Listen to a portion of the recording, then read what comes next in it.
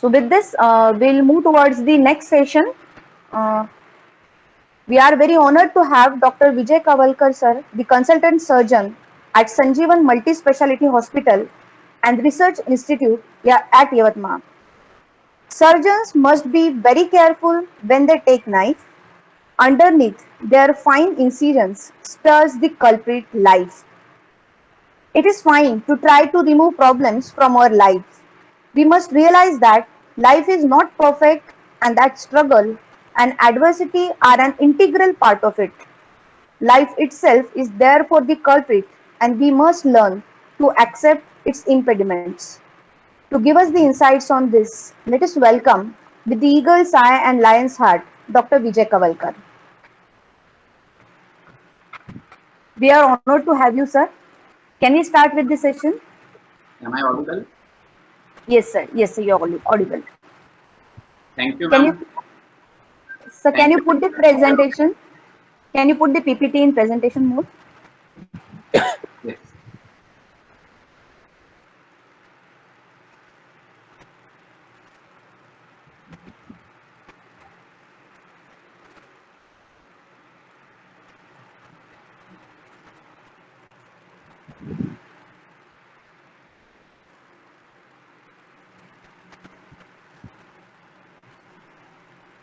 Yes, sir.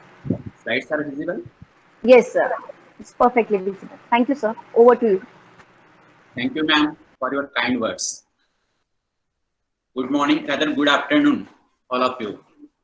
At the outset only, I am very much thankful to Dr. Vijay sir and his entire team for organizing such a beautiful webinar on impact of COVID-19 on medical fraternity. I am going to speak on impact of COVID-19 on surgical practice. The very first questions comes to your mind when the surgeon is saying, the patient is saying, his disease is same, and the surgery is also according to protocol, then why there should be change in surgical practice due to effect of COVID-19. But definitely, COVID-19 has unprecedented impact over the surgical practice. I would say our future generation will know the terminology that is before COVID-19 and after COVID-19 era. Friends, as already been discussed a lot by previous speakers, positive agent additive pathogenesis is not very completely understood of this organism. Though mortality is low in this infection, spread is very fast and that has got the effect. Also, there is no treatment for this disease and preventive vaccines are yet to come into existence. This problem is not a short-term problem. This is going to be for months and even years together. And you need to live with COVID-19. Once this pandemic subsides, sporadic cases are going to come out. And that is a great point of concern in future. Hence, we need to be vigilant as of today for years to come. And we need to adopt COVID culture as told by our previous speakers. Coming to the first point, that is why there is impact of COVID-19 on surgical practice. And for that, I will take you to the present surgical practice, how we do practice surgery.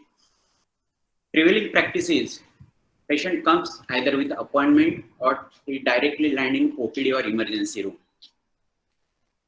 Many times he is along with many of his relatives, and all will try to come and enter the examination room or emergency room. This is a routine scene at the OPD. Dr. Bora has already shown you the pre-COVID OPD, how it is crowded. Even as a surgeon, I hardly bother about so many people entering the my examination room. I used to examine and accordingly advice is given. If surgery is needed, then it can be either emergency or elective. If it is emergency, then immediate admission, patient is admitted immediately, investigated, consent is taken, and surgery is performed. And once patient is settled, he is discharged. This is the routine protocol we follow in our practice. But this total protocol is now changed due to impact of COVID-19. Friends, we need to know certain developments. On March 11, 2020, the WHO has declared this novel coronavirus pandemic. The rapidly spreading outbreak imposed an unprecedented burden on the effectiveness and sustainability of the healthcare system. After WHO has declared, the United States Surgeon General has that all elective procedures and endoscopic procedures should be stopped. This has caused an immense impact on the surgical practice because elective surgery forms the major chunk of the practice in surgical hospitals, and that is totally stopped. Hence, many hospitals and surgeons have raised objections. Their objections were delay in the surgery may cause aggravation of the disease, and that may lead to the more morbidity and mortality than the COVID-19 infection. Deprivation of planned surgery may cause deterioration of the health of the patient, and which may make him vulnerable for COVID-19 infection and, of course, psychological trauma. We always see in our practice, many patients, when they know that there is malignancy, cancer in their body, they feel like a atom bomb in their body, and that gives rise to a lot of psychological trauma to the patient. But this decision was taken on the basis of that more patients will expose healthcare workers to the more risk of getting a COVID-19 infection. And secondly, if you treat more patient, elective patient, in those patients where surgery can be postponed for a few days or few months, then the resources will be utilized, and then we may get deficiencies in the treatment of COVID-19 patients. The effect of all these happenings was that a fearful atmosphere was created, not only for patient, but for doctor also it was fearful. For patient, it was fearful because there were restrictions applied at every step while entering the hospital. And for doctor, it was fearful because every patient is a potent carrier of COVID-19. We used to think like that. So at every step there was restriction for the patient as well as for the doctors. The doctor lost our freedom, and also patient, they have also lost their freedom of coming to the hospital, getting examined, getting treated in the free atmosphere. They have lost that freedom. Our freedom was we have to wear that gadgets, and as far as possible avoid touching patient. We have to rely on the history, which may cause error in the diagnosis. This sort of freedom was lost. Oral cavity examination is an important part of our clinical examination. But in this COVID-19 pandemic, we used to avoid examining oral cavity because there is a chance, it spread by droplets. And once patient remove his mask and open his mouth, there is a chance that droplets will come to your side and you may get infected. That's why there is a feeling of incomplete clinical examination always there, which is causing again stress to the doctor. Damage to the doctor-patient relationship. Healing touch to the patient is very much essential for a doctor-patient relationship, and that is lost in this COVID-19 pandemic. we were not used to follow all these guidelines before COVID-19 pandemic. And that's why it was very troublesome for us to follow each and every guideline. This way, this is very stressful for patient and doctors. Restrictions were applied at every step, as I already talked to you. Even at the entry gate, there is screening point for every hospital. This is to find out the doubtful cases of COVID-19. History and basic parameters are noted like blood pressure, pulse, temperature, and SpO2. Temperature is taken by infrared thermometer. If doubtful, if from the history and these basic parameters there is any doubt regarding COVID-19 in that particular patient, then that patient is sent to the COVID hospital for his treatment. Otherwise, he is sent to the OPD or a emergency room as per requirement. Only one relative with patient is allowed to enter OPD or emergency room. Also, before the entry, wearing a mask is very much essential. This screening test is not performed for the patient only. This is for the staff also. And for staff, with the help of infrared thermometer, screening is done.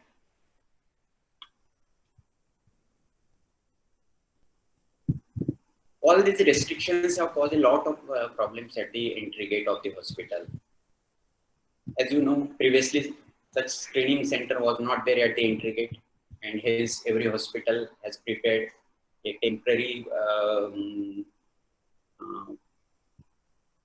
arrangement is done by all the hospitals to stand there in such a hot climate and do all these things is very troublesome for a paramedical staff.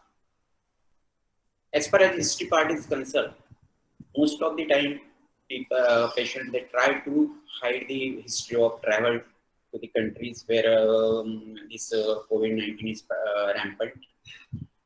They try to tell about the symptoms which can guide towards the COVID-19.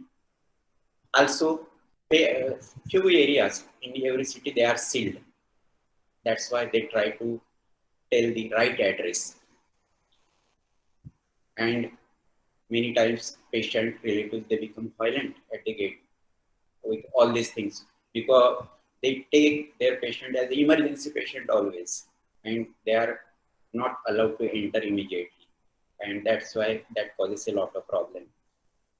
Friends, temperature is so high in our region that many times thermometers shows very high temperature, and we may lead to wrong decision of sending patient to the corona center. Once patient enters in the OPD area, certain criteria are given that waiting room should be spacious and well ventilated. Why spacious? To maintain the social distancing. At least 2 meters of distance between two patients should be there. It is expected, but practically it is not possible. You see, in the city like Mumbai, their waiting hall are small.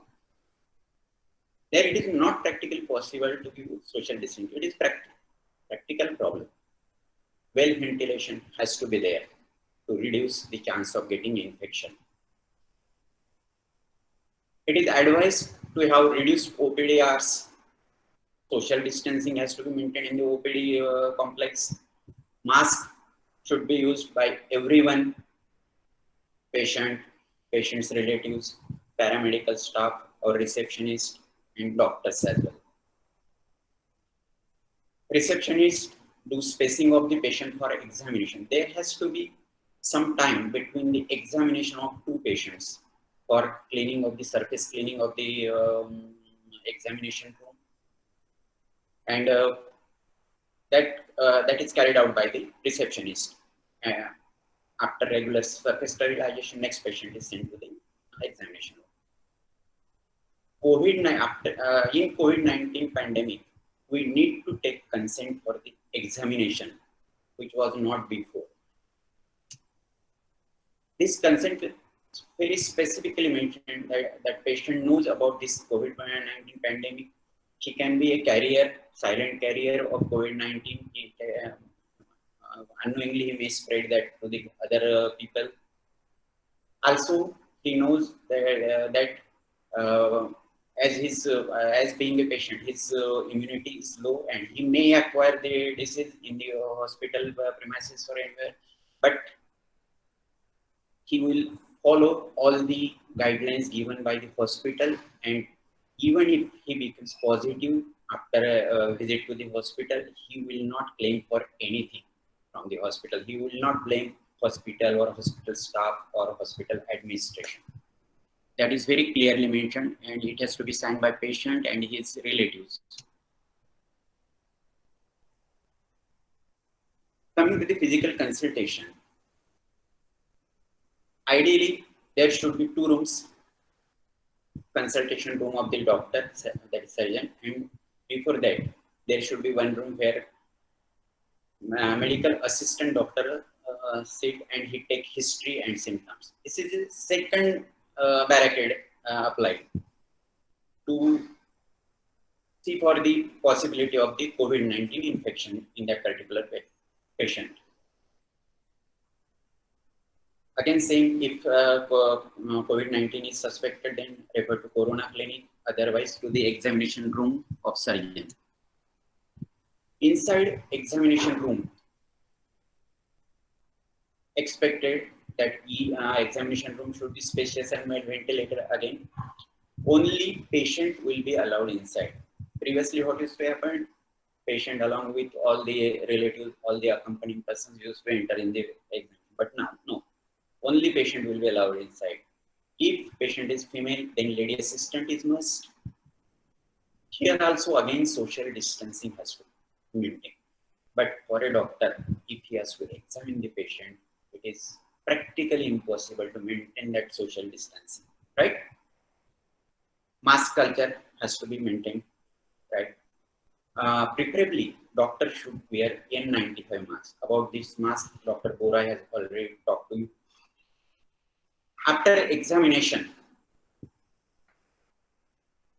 surgeon used to explain patient about the diagnosis and the possible treatment modalities.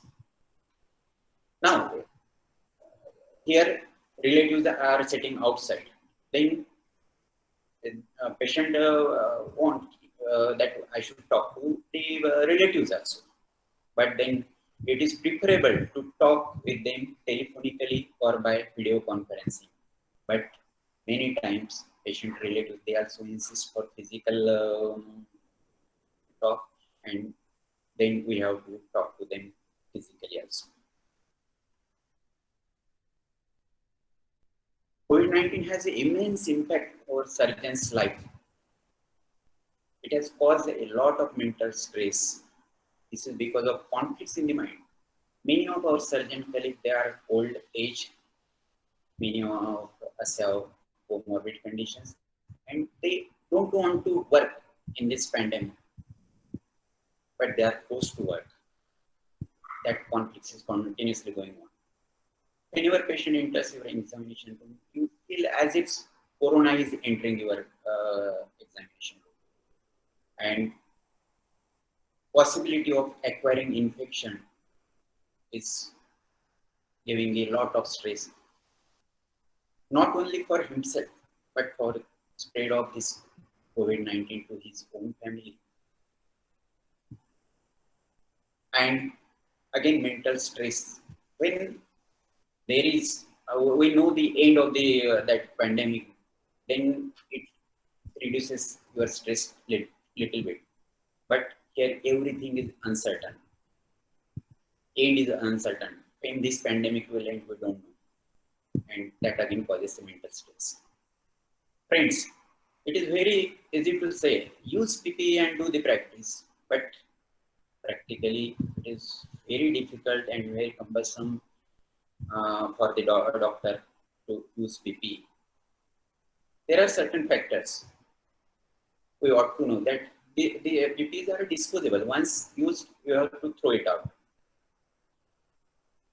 Cost factor is there, and again, availability of the PP is a great problem. Quality is not assured because many people they have started preparing PPs, but uh, about quality we are not sure.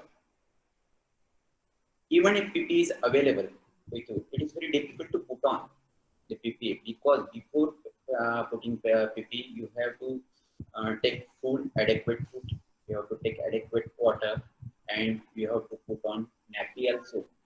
Because once you put PP, you will not be getting food, water, and even not allowed to remove PP for urination. And that's why nappy has to be used.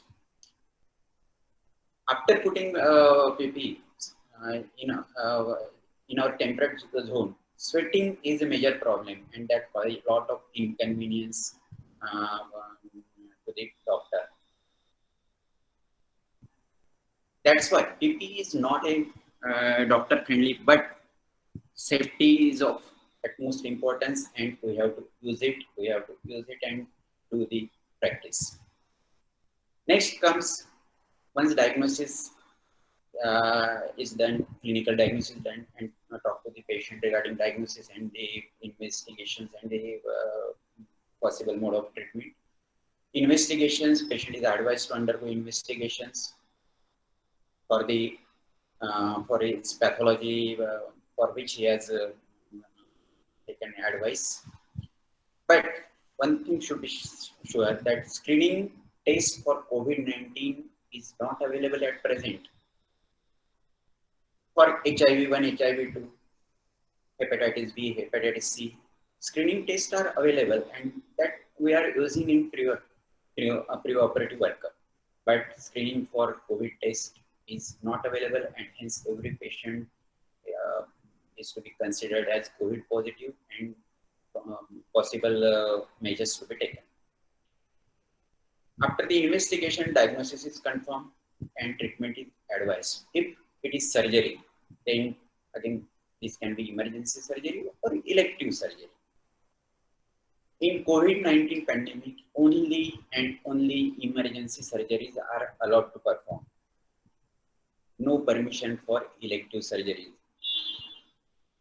If patient needs emergency surgery, then patient is admitted. Pre-operative preparation is done. And pre-operative preparation means those things which are needed for patient to undergo surgical procedure, right? Pre-anesthesia checkup is done by anesthetist. Consent is taken. Before every surgery, surgeon needs to take consent.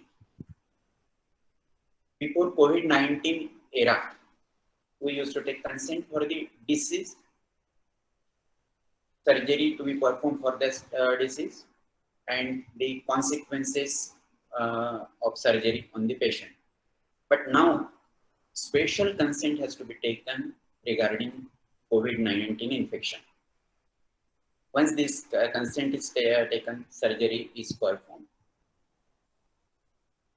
Problems during the anesthesia has been very well explained by Dr. Mundra sir, our previous speaker. Now, coming to the COVID consent for surgery, again, these same things which are in the OPD consent have been written here also.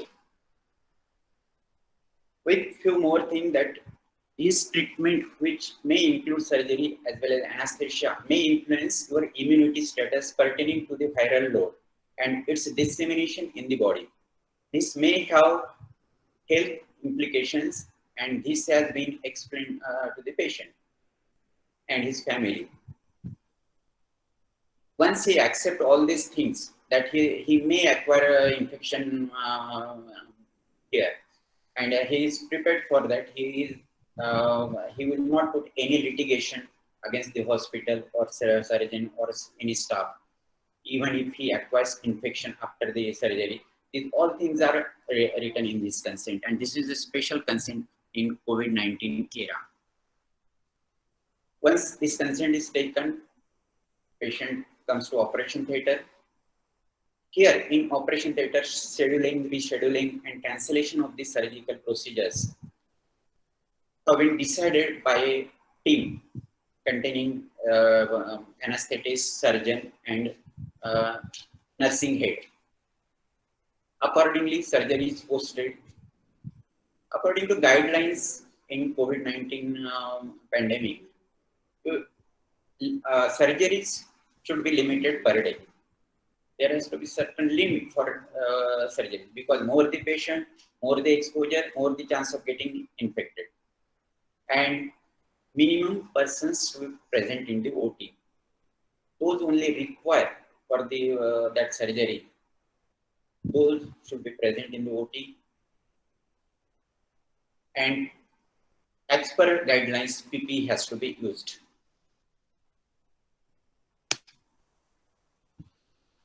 In the operation theatre, it is advised that a gap of at least 1 hour between two procedures should be there. Why this gap of 1 hour? Because in this 1 hour gap, this OT needs to be cleaned thoroughly, surface sterilization has to be done. In this 1 hour period, staff prepare for the next operation.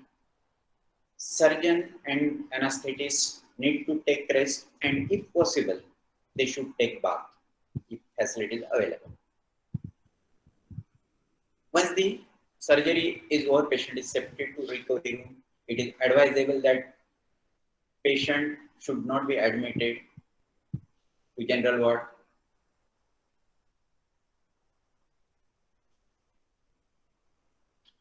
In the recovery room, patient, if recovers well, then after recovery, patient should be discharged. And it is advised that he should be discharged from recovery room only. He should not be shifted here and there, so that more places will be, there is a chance they may get infected. Apart from routine instructions related to surgery, we need to inform and educate patient regarding body immunity also, because that will help him in future to avoid infection from COVID-19. And also he need to adopt COVID culture. About COVID culture, a lot being told to you by previous speakers. Friends, to conclude, it's very easy to put it on paper or to present in front of you, but practically it is very difficult and troublesome to follow all these guidelines which has been given in COVID-19 pandemic by the government, and every day these guidelines are changing. But certain situations are not under our control. After this also, many more pandemics are bound to come, but we must accept the challenge and to fight as a warrior. We have accepted this challenge, and I am sure we are going to win, provided we take all the precautions. Thank you. I will be happy to answer question if any. Yes, sir. Thank you, sir. Thank you so much for the excellent guidelines and excellent information you have shared with all of us. Thank you for taking us to the world of volatility, uncertainty, complexity, and ambiguity, the VUCA world. Thank you so much, sir. It was indeed pleasure to hear your words. Moving ahead towards the question answer session. The first question is from Smita Pataskar, ma'am. Sir, please give your views on the challenges related to the disposal of medical waste after COVID, as it's a effect on environment. Of course, in pandemic, COVID-19 pandemic, there is going to be the production of lot many biological waste, because everything ideally advised to be disposable, including masks and PPEs. And these PPEs can be used for 6 hours only. So this is going to add a lot many burden on biological waste disposal. But there are systems for there, and that can be taken care of. Problem is availability of the PPEs. Disposal is not a big problem.